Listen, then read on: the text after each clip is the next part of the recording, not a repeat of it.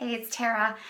I wanted to share a little bit today with you about putting gratitude into practice. We talk about positive thinking, we talk about not complaining about things, we talk about where your thoughts are going, where your speech is going, how we can get addicted to different states. And we easily get addicted to the negative states. So one of the ways to counteract that is through a gratitude practice. It's researched that having a gratitude practice, even just thinking of 3 things every day that you're grateful for, can help change your brain, can increase your ability to feel happiness. So these things are all really important. I think there's more than just the practice of writing things down and thinking of things that you're grateful about, because there's that next step of that, which is how can we take the things that we're manifesting in our brain, in our minds, that we're thinking about, that we're feeling, and make those something that shows up in our lives. And for that, we need to put action to the practices that we've started to adopt in our emotional, mental health, and well-being.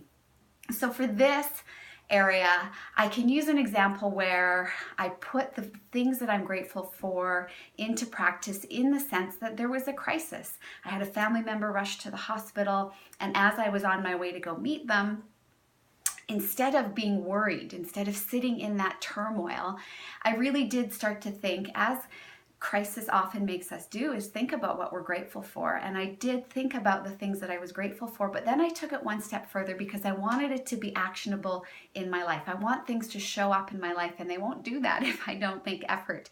So along the way, I stopped and delivered a gift card I had picked up from a friend, just to connect with her, just to be able to give something that had nothing to do with the situation and really had nothing to do with me. And in that way, I was grateful to connect with her. I was grateful to see a friendly face on a difficult day, but I also left something good behind. And I think that's really important, where we want to get a sense of having some meaning, having a sense of legacy. And sometimes that is through gift giving, and sometimes it's just through presence. But the power of connecting has to be a part of that gratitude practice. It is the next step, where you actually take the people that you're grateful for and you take action, you do something, you leave something positive behind. So I did that. I called another friend on the way through my Bluetooth, so it was safe, to connect with them and see how they were doing, because they had been in a funk, and so I wanted to connect with them. I had a friend over after the crisis had passed and I was back home to support her on a difficult day after work.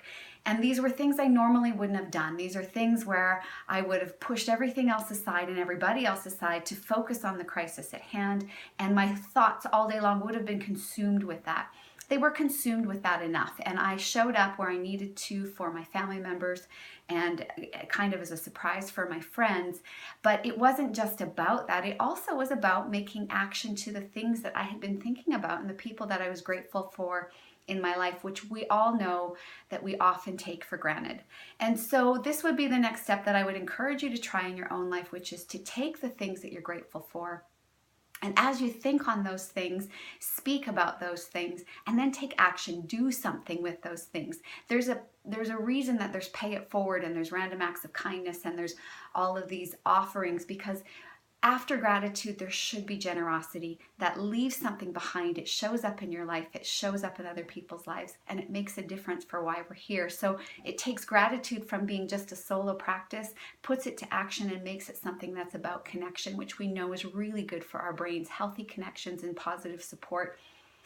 I encourage you to look at areas that you can do this in your life and where you can show up for people, because that's what people remember about you when shit hits the fan, or when at the end of life, are these moments where you went outside yourself, you went beyond yourself to serve someone else or to leave something of you behind. So definitely incorporate a gratitude practice, add to that a generosity practice, and start taking action to the things that you're thinking about in a positive way in your life. See how it changes the way that you connect with other people, because it does tend to have a ripple effect. That's all I have for today. I hope you're well, and until next time.